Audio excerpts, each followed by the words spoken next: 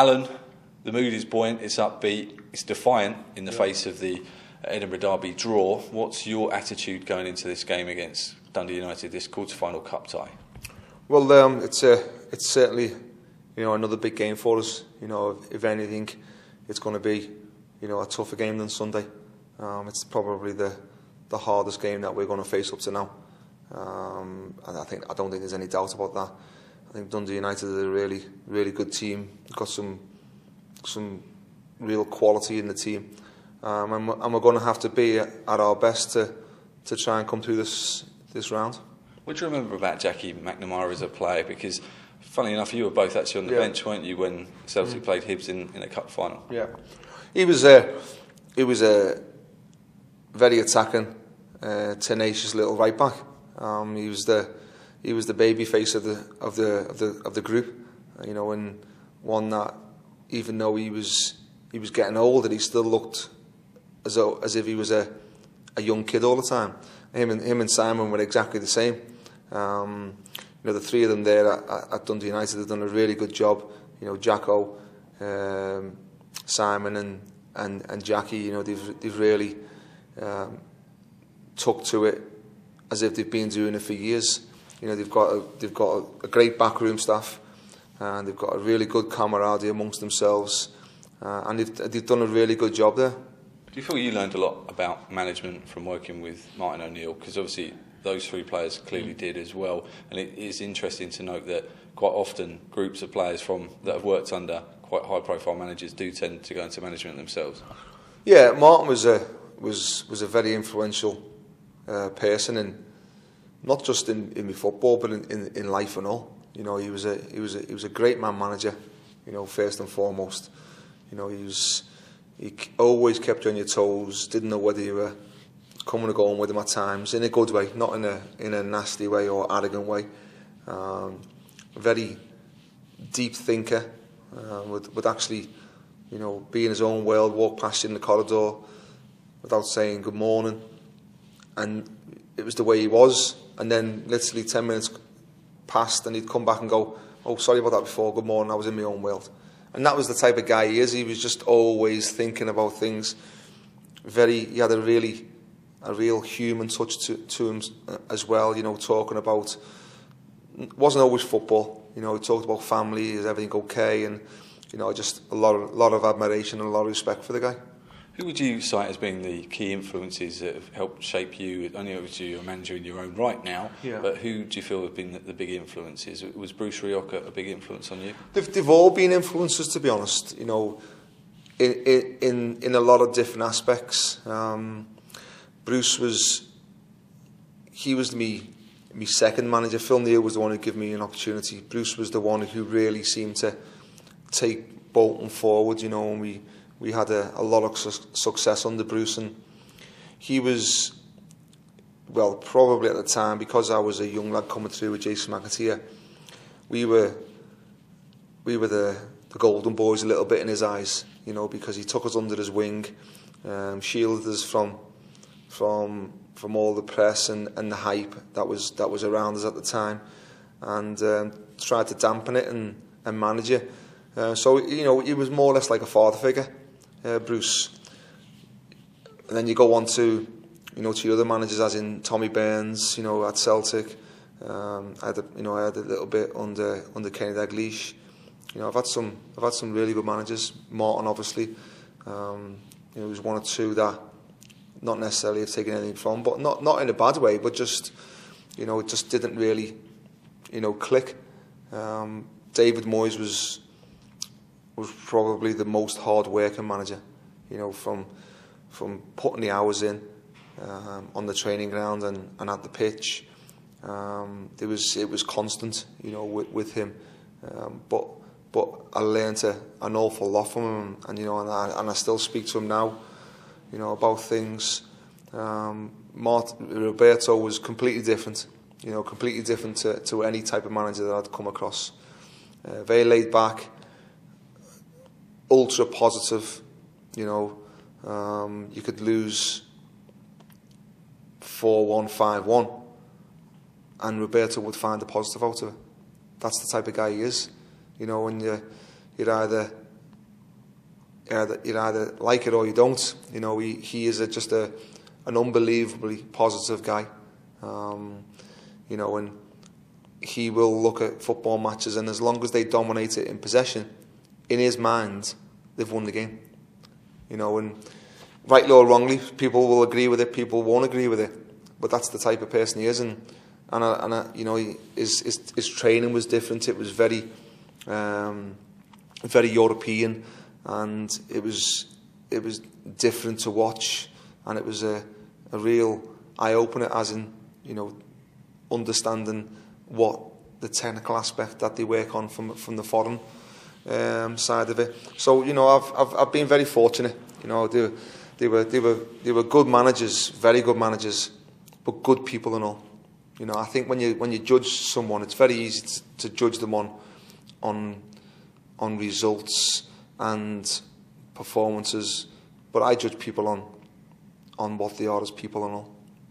A lot of praise has come your way in the aftermath of Sunday's performance, even from Hearts fans that I've spoken to. They said that tactically we got it spot on, pressing them so high up the pitch. Yeah. You must have been pleased with the fact that what you're working on the training pitch, albeit on the Easter Road pitch, ended up working on the day. It's a bit of a bittersweet one, because, you know, it's good to get praise, but, you know, the players deserve all the credit. You know, I set them up, and I push them and I pull them, and I demand certain aspects of things that they do. But they're the ones who deserve the credit, because they're the ones who carry it out on the pitch. You know, once they cross the white line, it's them who put into practice what we work on and what we believe in. You know, it doesn't make any difference what anyone says. I believe in my own ability, you know, and that's it, and I'll always will do. You know, I'm not saying I'm great or I'm brilliant, but I believe in what I'm doing, you know, and when you have that, it's, you know, I believe I will get it right, and no one will detract me from that, I'm afraid to say. Do you feel that Wednesday night's game again will kind of work in our favour? The fact that United are a division above us, that they're flying high, they're third in the table. Yeah. The odds will be in their favour, and the onus will be on them perhaps to attack us. Do you feel that will actually suit our strengths?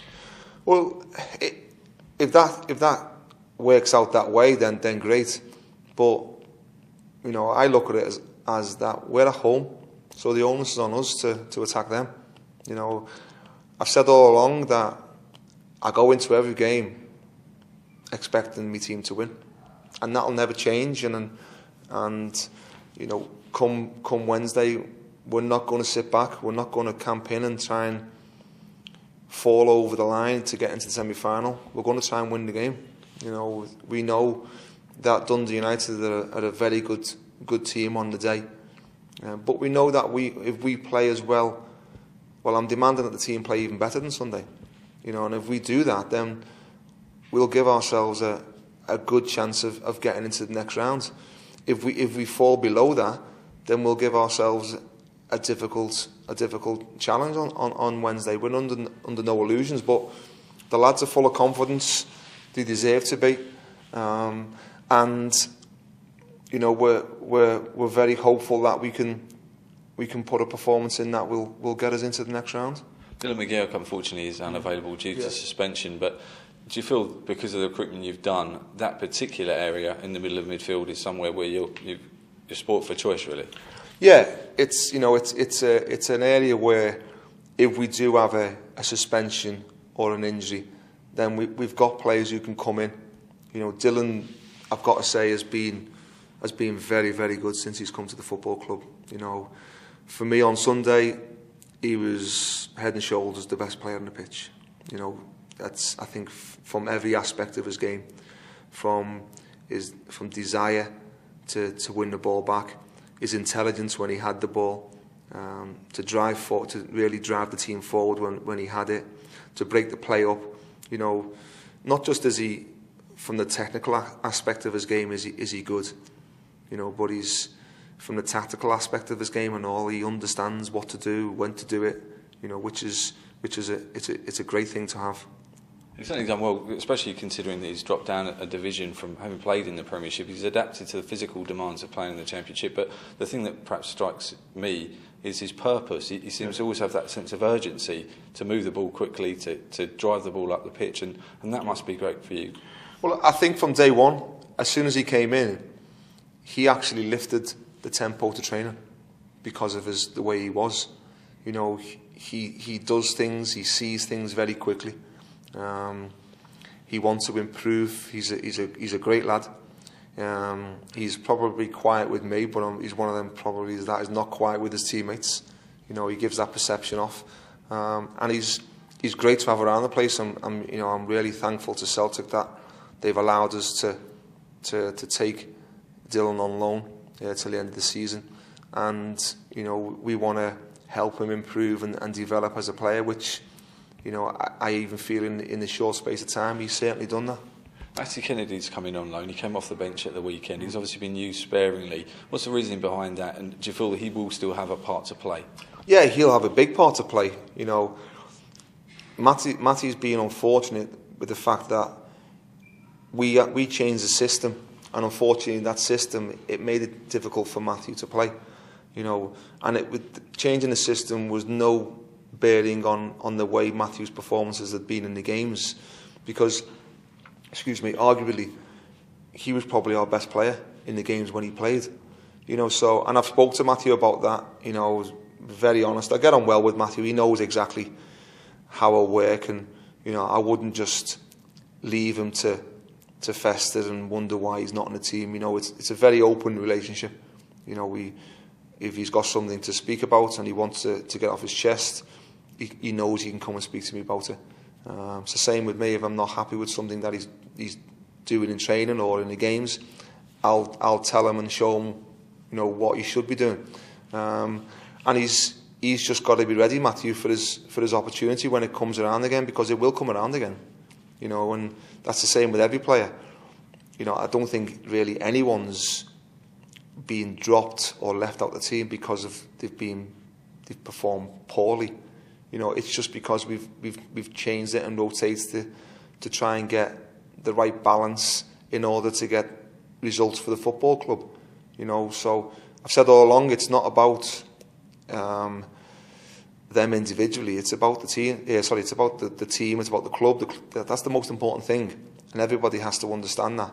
You know, it's we don't want a team of individuals.